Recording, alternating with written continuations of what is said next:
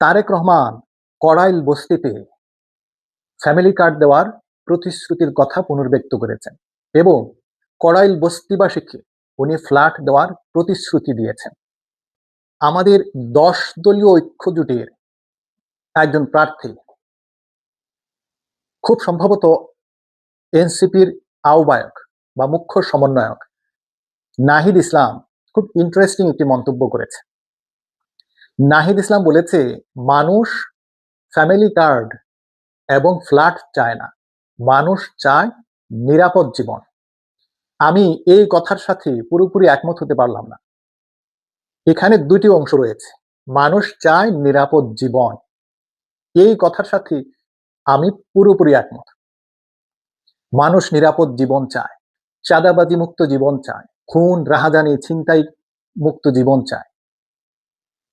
কিন্তু ভাই, মানুষ ফ্যামিলি কার্ড চায় না এবং ফ্ল্যাট চায় না, এই কথার সাথে আমি পুরোপুরি দ্বিমত পোষণ করি। মানুষ ফ্যামিলি কার্ডও চায়, ফ্ল্যাটও চায়, কিন্তু সমস্যাটা হচ্ছে যখনই ফ্যামিলি কার্ডের কথা উঠে মানুষ প্রশ্ন করে টাকা আসবে কোত্থেকে। আমার প্রশ্ন টাকা কোত্থেকে আসবে সেটা নয়, আমার প্রশ্ন হচ্ছে কারা কারা ফ্যামিলি কার্ড পাবে, কোন ক্রাইটেরিয়ায় একটা ফ্যামিলিকে ফ্যামিলি কার্ড দেওয়ার জন্য বাছাই করা হবে, এটা ওনাদের পরিষ্কার করার দরকার। তারপরে ভোটারদের মধ্যে যারা মনে করবে ভোট দিলে ফ্যামিলি কার্ড পাবে, সেই ফ্যামিলি কার্ডের জন্য ভোট দেবে। মানুষ ফ্ল্যাট চায় না, এটা নাহিদের বক্তব্য। ভাই, আমি এই কথার সাথে পুরোপুরি দ্বিমত পোষণ করি। ফ্ল্যাট কে না চায়, আমিও চাই, আমরা সবাই চাই, কিন্তু সমস্যাটা হলো উনি ফ্ল্যাট দেওয়ার প্রতিশ্রুতি দিয়েছেন শুধুমাত্র কড়াইল বস্তিবাসীদেরকে। উনি তো একজন প্রধানমন্ত্রী ক্যান্ডিডেট, কিন্তু উনি ফ্ল্যাট দিবেন শুধুমাত্র কড়াইল বস্তিবাসীকে। কেন ভাই, আমরা কি দোষ করলাম? আমরা পাবো না কেন?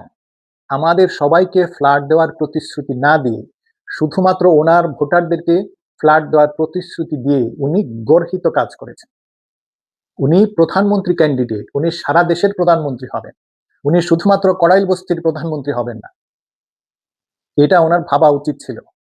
ভেবে দেখুন, উনি প্রতিশ্রুতি দিয়েছেন শুধুমাত্র কড়াইল বস্তিবাসীকে ফ্ল্যাট দেবেন, সারা দেশের মানুষকে নয়।